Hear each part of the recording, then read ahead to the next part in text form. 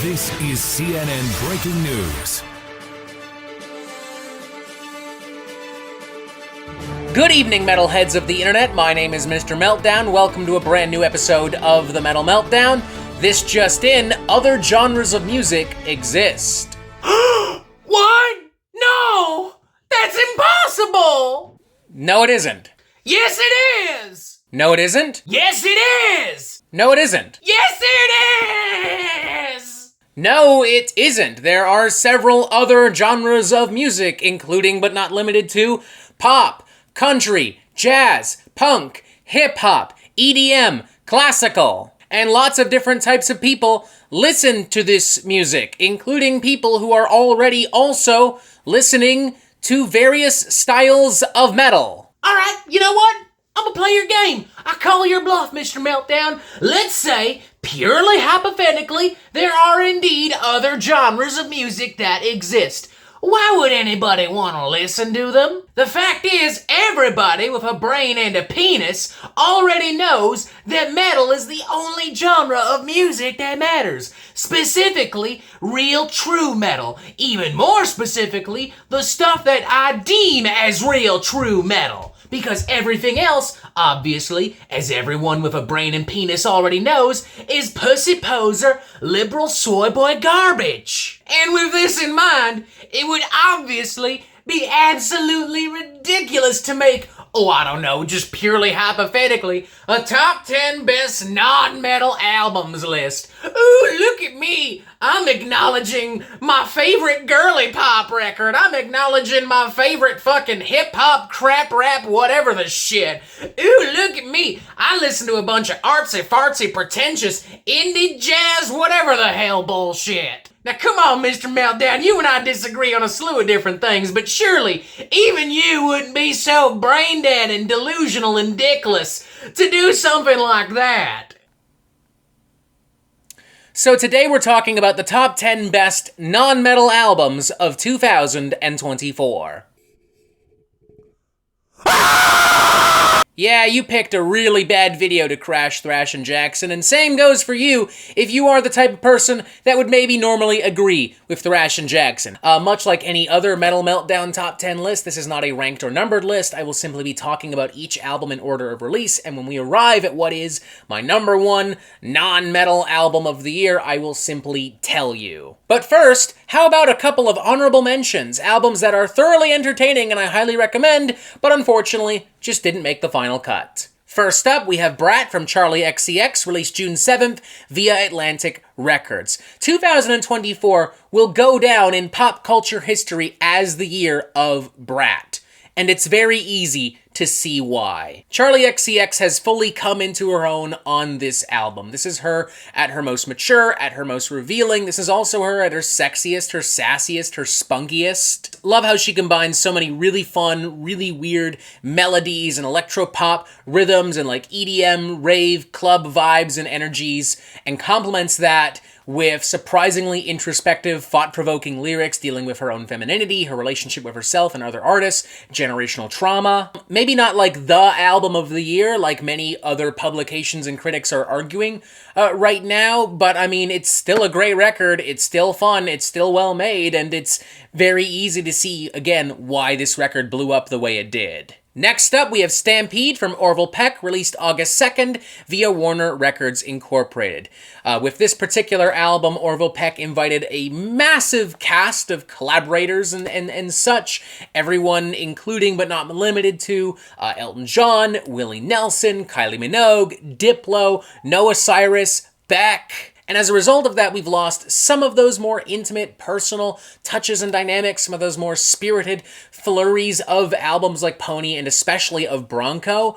But credit where it's due, the album is a pretty fun collection of raucous, energetic, occasionally pretty powerful country, pop, rock, ballads and jams and bangers. And it allows Orville Peck to really flex some musical muscle and also some celebrity muscle because, again, this is a really impressive cast of special guests. And the fact that this album is as cohesive and as strong as it is, despite having all these different people involved, I think is a sign as to just how strong of an artist and collaborator that Orville Peck really is. Plus, also on top of all of this, he's still the best country singer in the fucking game right now, period. End of fucking story. And for our final honorable mention, we have Flight B741 from King Gizzard and the Lizard Wizard, released August 9th via P-Doom. The band has described this as their most collaborative record to date. They've described this as the sound of just a fun party weekend with your bros, with your friends, and honestly, I can see it. I get it. I fully get what he's talking about. This album just exudes confidence and energy, re-embracing kind of like a blues, boogie, hard rock kind of sound, rustic, 70s rock and roll vibes. There's a lot of improv, a lot of back and forth with different vocalists and different dynamics and different types of solos and licks and bluesy attacks all over the place. The result is something that feels much more lively and much less heavy than last year's Petro-Dragonic Apocalypse, but at the same time it still does deal with some heavy themes and still does have a really cathartic kind of energy and vibe to it. It has a lot of heart, it feels very honest and authentic, and it's just plain fun. Like, what more can you really say? It's King Gizzard making a big, dumb, fun rock record. That's awesome. In and of itself, that's great. And now, with our honorable mentions out of the way, we move on to the actual top 10 best non-metal albums of 2024 list, starting off with What Now from Brittany Howard, released February 2nd via Island Records. I love how warm and lush this record is. You know, this album feels like a big, warm blanket. Since the days of the Alabama Shakes, I've always seen Brittany Howard as maybe one of the best and most interesting singers and songwriters within the rock alt music game, and I think this record is her most vibrant and dynamic record to date. I love its blend of like psychedelic rock and soul music. I love how it flirts with jazz and funk and classic rock tones and vibes. Some really great, deep, personal, introspective lyrics across the album. Great variety of different melodies and different riffs and different kind of like arrangements. And of course, Brittany Howard as a singer just killing it across the board. It doesn't matter whether she's doing something more quiet, more toned down, or whether she's just absolutely belting it out like a classic soul or rock singer. She's killing it consistently across the board. Next up, we have I Got Heaven from Mannequin Pussy, released March 1st via Epitaph Records. This was my introduction to Mannequin Pussy. I'd never really heard of them before, but goddamn, what a hell of an introduction. A very versatile, vicious slice of like alt indie punk with a variety of like dreamy tones and textures and shades and more like in-your-face, abrasive punk rock anger. It very erratically, dare I say schizophrenically, goes back and forth between a variety of different topics and emotions,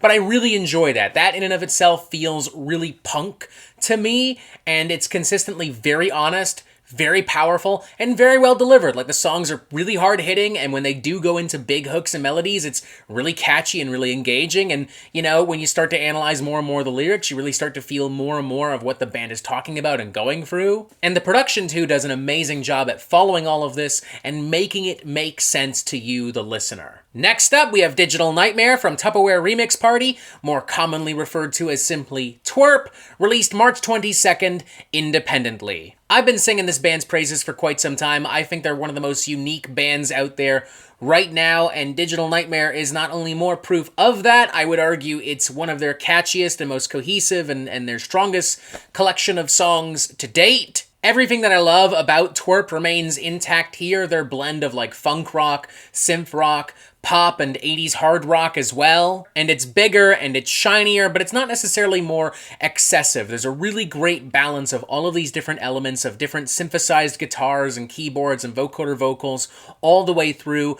I've often compared this band to Random Access Memories era Daft Punk, but I feel like this is the most like that they've been, but in a way that still benefits them and still makes them sound like their own thing. There's not a single song on this record that I don't want to dance to. I like the kind of like internet digital nightmare concept as well, exploring love through cyberspace, exploring yourself through cyberspace. It's fun, and it makes me want to drink fun cocktails and dress up nice and dance, and yeah. There you go. Next up, we have Harbor Century from Unix, released April 5th, independently. Right off the bat, I'm gonna let y'all know, I will concede, I can totally understand why somebody would look at this and go, this is pretentious, this is obnoxious, this is a bunch of fucking weird, crazy garbage. I get it. I really do. But I love it. I love it. I do. I feel like it's a really great fusion of a variety of different spices and dynamics and ideas and influences from across the spectrums of progressive rock and progressive music and experimental music. It does a great job at balancing specifically like a lot of tones and ideas I'd expect of like classic bands like Genesis and Jethro Tull, and also stuff I'd expect from like newer, weirder, crazier bands like Black Country, New Road, and Black Midi. It's an incredibly varied and versatile, multifaceted, and complex record. I mean, 1 minute you have these very tranquil and serene sections, driven primarily by classic prog rock tones with clean vocals and flutes and various other woodwinds, keyboards, horns. Other times you have these very smooth drawls that pull heavy influence from swing and jazz music. Other times you have these very cinematic and bombastic kind of symphonic prog escapades. And of course, tons of little nuggets of total what the fuckery all across the board. And the band's ability to balance all of this and transition so seamlessly back and forth between all of these different arrangements and movements and segments and influences, I think it's incredible. This definitely won't be for everyone, more so than everything else in this video today, but I love it. Next up, we have Fearless Movement from Kamasi, Washington, released May 3rd via Young Records. In my honest opinion, this is one of the best, one of the most creative, one of the most playful jazz records, not only that Kamasi, Washington has released thus far with his band, with his ensemble of musicians, but quite possibly of the modern age. Like, this taps into a level of beauty and intelligence and incredible prowess and power that I don't feel I've seen, at least not from, like, more mainstream jazz acts, since the days of, like, Miles Davis. Kamasi has said that this is his dance album, that it has more earthly vibes.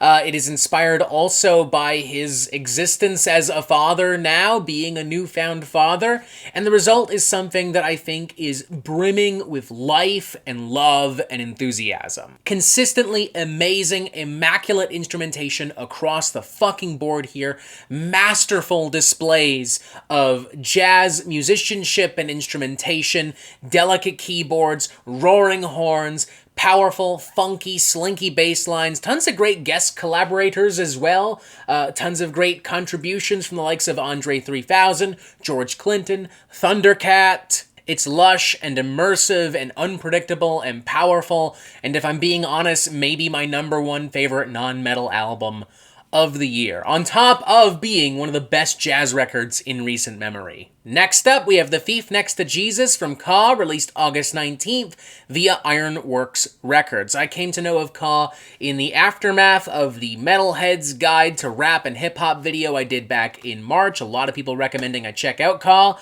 I finally did so when I heard that this album was out, and I saw some pretty positive reviews.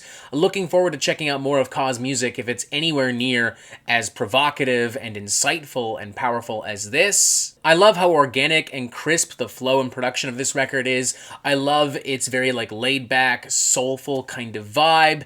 I really like how Ka explores the relationship that Black people and African Americans have with Christianity and with religion on this album. And I mean like really examining it and dissecting it and criticizing it too, like in really interesting and valid ways, and also kind of dissecting in the process hip-hop culture and African American culture. Some really great poetic lyricism across the board. I like Ka's more dour, almost monotonous kind of vocal tone as well. With this being his final album too, I think it's a really interesting note to have his career ended on. I look forward to checking out more of his stuff, and obviously, best wishes to friends and family that are grieving him right now. I hope you're doing well. Next up, we have the new sound from Jordy Greep, released October 4th via Rough Trade Records. This is the debut solo album from one of the masterminds behind Black Midi, who unfortunately disbanded earlier this year. But hey, good news. If you love the weird, erratic, insane,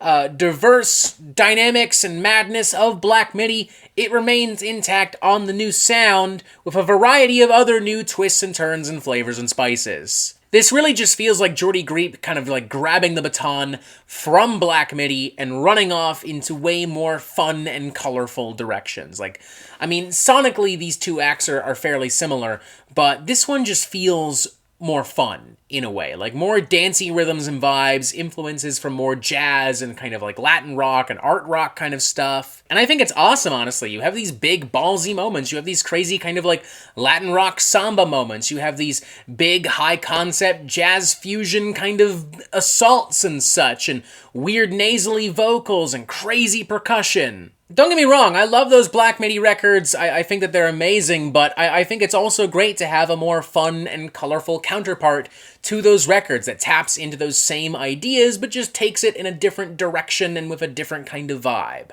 Next up, we have Chromacopia from Tyler, the Creator, released October 28th via Columbia Records. I feel like this record is a culmination of everything that Tyler, the Creator has done thus far. It is a culmination of everything that Tyler is and has been, and as a result of that, maybe his best album to date. It is as vulnerable and as expressive as something like Flower Boy.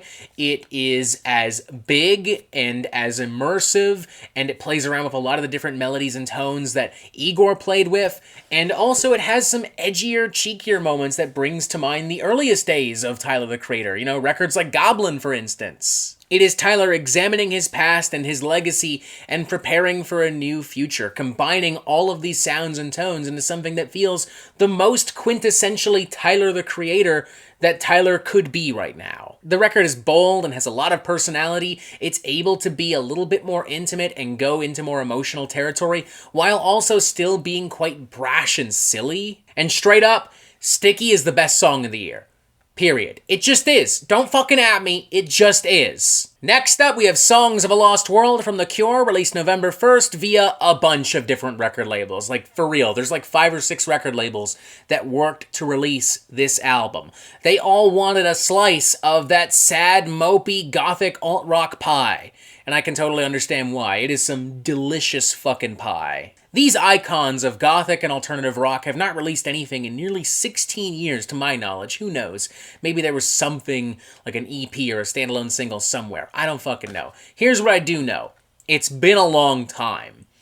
And a lot has happened in the world. And I think an album like this, arriving in this moment, is exactly what we need. And The Cure know that, and they take advantage of that. This album is very much about the state of the world. It is a very fragile, contemplative, mournful, and melancholic record. It's immersive, and it's important, and it's a beautiful album for a depressing, terrible afternoon. Like, quintessential, raining outside, glass of red wine music. To think that these guys have been around for like 40, 45 years or so and still sound this good and still have this much to say and are still making music that feels this important and cathartic, that's incredible. If you are as old as The Cure and not making music as good as this, you should be ashamed of yourself. And finally, we have GNX from Kendrick Lamar, released November 22nd via PG Lang and Interscope Records. I don't think I need to remind anybody about the absolutely awesome and monumental year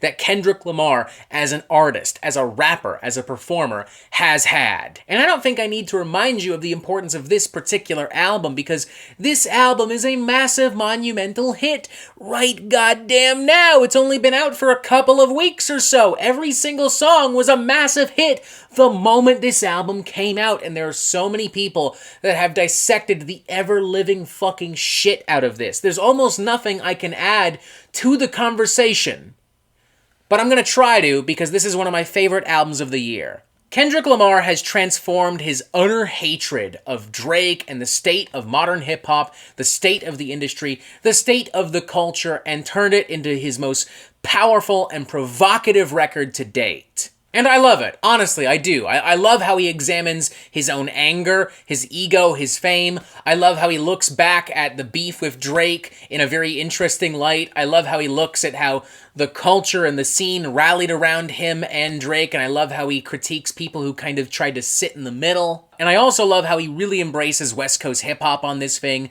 you know, sampling and referencing Tupac, Biggie Smalls, Nas, and bringing in a lot of different beats and melodies, the type of stuff they would have played around with. And I love the Latin influences across the record, the R&B influences across the record. Like, it's a beautiful, lush, vibrant record that just also happens to be his meanest fucking thing to date. I'm not going to say it's my #1 favorite non-metal album of the year, because frankly, I just spent way more time with the Kamasi Washington record, and I feel like that had more of an emotional impact on me. But Jesus Christ, this is a damn near close second. If this had been out longer, and if I had spent even more time with it, honestly, it could have very easily have been the #1 non-metal album of the year for me. And the crazy thing is, Kendrick might not be done with 2024. If rumors are true, he might drop another album like this fucking week. It might be fucking online literally by the time this video is online. I don't fucking know, and if that's the case, then goddamn, Drake, genuine fucking advice here. You're done, okay? You're just done. End of story. Drop the lawsuits, delete your fucking music, you're done. Here's what you do. You grow a beard, like a big-ass Gandalf beard, and you get surgery to change the look and shape of your face. You build a log cabin in rural Montana, and you live there for the rest of your life. You're done. Go into hiding. You're done, okay? You're just done. You're just done. End of story. Fuck you, you're done. And voila! Those are my favorite non-metal albums of the year. Wow! What did you think? Did I get it right? Did I get it wrong? Did I get it somewhere in the middle? Are you still mad because I dared to insist that you can listen to metal and other genres of music at the same time? Feel free to let me know in the comment section below. Tell me about your favorite pop, punk, country, jazz, hip-hop, EDM, whatever the shit records of the year. Press this button to subscribe, look other videos, and as always, you have yourself a fantastic fucking day.